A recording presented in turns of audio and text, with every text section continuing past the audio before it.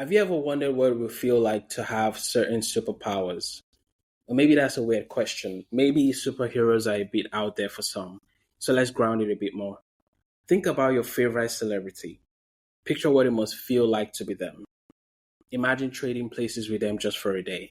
The fame, the power, the money, the respect. What would it feel like to experience a day in their life? What would you do? How would it change your view of the world? My favorite pastime as a kid was daydreaming about stuff like this all the time. Imagining having superpowers or stepping into the shoes of my favorite celebrity just for just a day. This kind of daydreaming wasn't just about escape. It was also about craving the kind of freedom I thought only adults had. Being young and living under your parents' watch, you hated how dull and restrictive life felt. Time seemed to really stretch out and slow down when you were a kid too, by the way.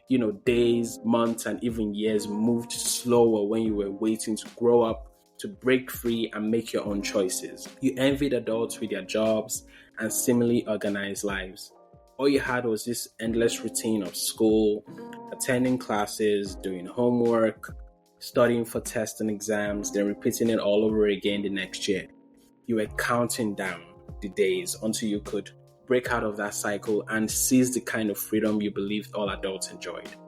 If we were to sit down with those adults we once thought had everything figured out, they might reveal something unexpected, which is the total freedom we fantasized about as kids isn't quite real. The idea of doing anything, anytime, anywhere, it's compelling, but it's more of like a fantasy.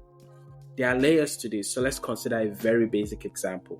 So for example, you might be the hardest working person you know, constantly dreaming of working tirelessly, hitting all your targets without a break.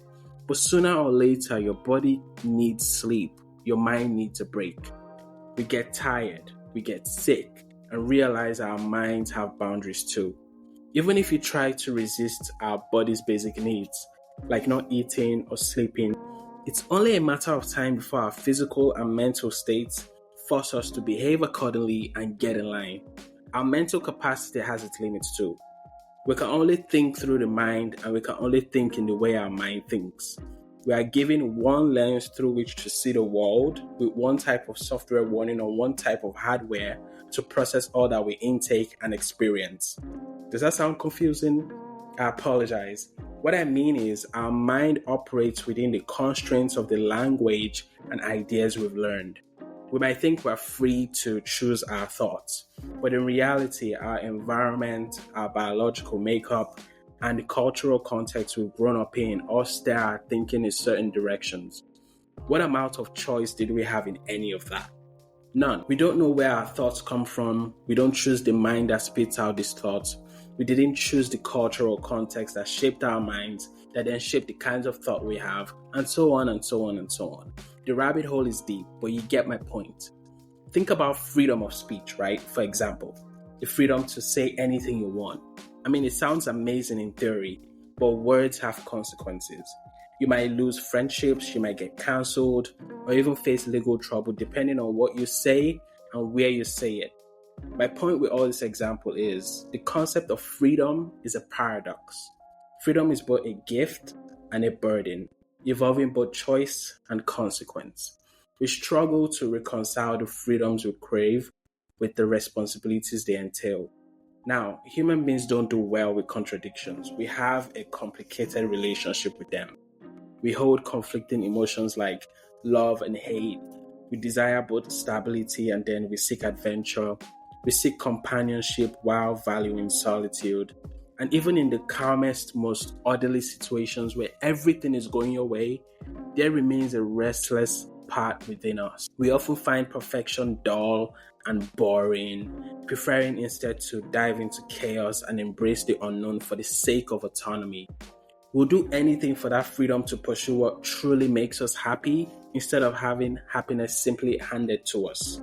It's almost like this self-destructive itch where we are compelled to shake things up, no matter how peaceful things are. It's not just about maintaining peace, it's about possessing the thrilling freedom to disrupt that peace whenever we feel the urge, if you get my point. It's like that fella song, Trouble Sleepy and Gago Wake Up, right? It's the we want what we want to, we don't want it scenario.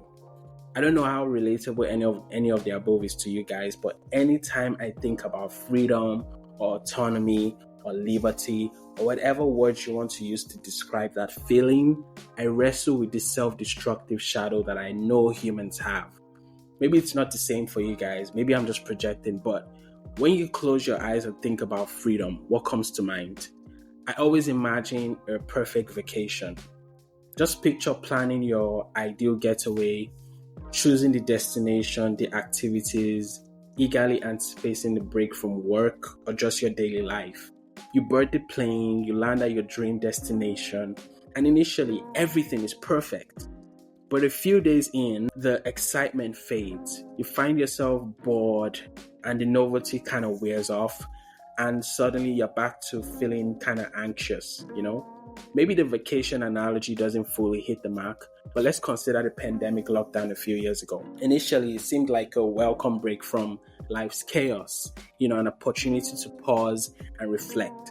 But as days stretched into weeks and weeks into months, the lack of our usual routines exposed the void.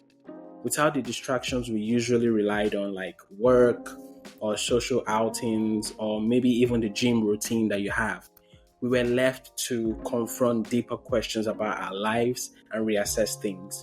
It's a well-known aspect of human nature. We lean so much on distractions to avoid confronting the unsettling truths about our existence.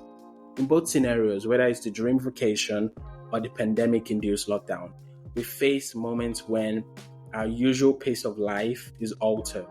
Now, I understand that a dream vacation isn't the same as a pandemic lockdown, but both instances peel back the curtain on what we often think of as freedom. You see, when our daily routines are interrupted and external structures fall away, we're left with space and silence. The kind of silence that forces you to look in the mirror to face yourself. Technically, we're free to fill our time however way we choose, but this newfound freedom can feel overwhelming.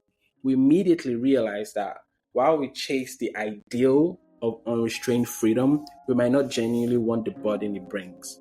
Think about all the decisions we face daily, from simple routine choices like what to eat, what to wear, to major life questions like where to live, what career to follow, or how to plan for the future. We're presented with endless options, yet often lack the clear direction on how to proceed. The pressure to make the right choice can be very daunting when every possibility is available. It feels like we are condemned to be free in a sense, not because freedom is bad, but because it challenges us to constantly define and redefine our purpose in a world overflowing with possibilities, yet offering no guarantees. Kierkegaard said it best. He said, "Anxiety is the dizziness of freedom." And that perfectly sums up that overwhelming feeling we've all had to deal with at some point. The responsibility to choose, to act, to shape our lives creates a paradox. It's like the universe saying, "Hey, human, congrats, you're free, now deal with it," right? The modern world glorifies endless choices and constantly reminds us of the liberty to follow any desired path. But it feels like something is missing. We don't feel as free as we are told we are. On one hand, there's all this talk about how lucky we are to live in such a free era, but then it feels like there's a catch. You're supposed to feel grateful, you're supposed to be grateful, yet you can't shake that feeling that something essential is missing. This is the type of disconnect that triggers an existential crisis. You see the gap between the promise of limitless freedom and the sometimes empty reality that we feel. It can trigger a deep questioning of what it all means. You start to wonder whether some freedoms are better left as fantasies. You see, adulting feels a lot like coming face to face with the illusions of freedom. Remember those childhood fantasies of having superpowers or living like your favorite celebrity? I mean, it must be nice, right? It must be exciting. It must feel limitless. It must feel free. Now, as adults, the reality sets in that while freedom expands, it also comes with its own restrictions and responsibilities. Nobody is truly free, and absolute freedom is a myth. I think the best we can do is embrace the chase, right? As it helps quiet the noise of our existential worries. The pursuit, in a sense, is more meaningful than its attainment. Every choice, every illusion propels us forward, and in this movement, in this chase, we find peace. It's a lot like the desire for unending happiness, right? In its true form, it's a state that comes and goes. So you have to appreciate the moment where you do feel truly free or deeply content without clinging too tightly to these experiences. Keep in mind, you are always choosing how to respond to a snacky comment on Instagram or criticism, deciding on how to spend your free time, choosing your circle of friends, pursuing a passion project on weekends, and so on. So keep making those choices and find joy in the freedom that each decision brings, no matter how small. Freedom without discipline is just chaos. And ironically, having boundaries is what true freedom is about. In accepting that we cannot be absolutely free, we find a paradoxical type of freedom that allows us to truly experience life without a resistance. Is this weird thing that happens? You see, when we let go of the idea of seeking total freedom, when we stop resisting every form of structure, that's when we genuinely start to feel free. This kind of freedom comes not from the absence of restrictions, but from understanding and choosing which boundaries to accept. We come to understand that the routines we once thought restrictive actually offers the highest form of freedom achievable. Engaging in the continuous pursuit of perfection, no matter how unreachable it might seem, provides us with profound meaning. The goal is not absolute freedom, but to embrace the opportunities for choice, even within daily restraints. Thank you for listening, and if you enjoyed this episode, check out the other ones in the library. Follow the page on Spotify and the YouTube channel, link in the description. I recently created a TikTok account for the show. It's at Occasional Rant Pod. Give the show a follow on there too. I can't wait to connect with you on another episode. Take it easy out there.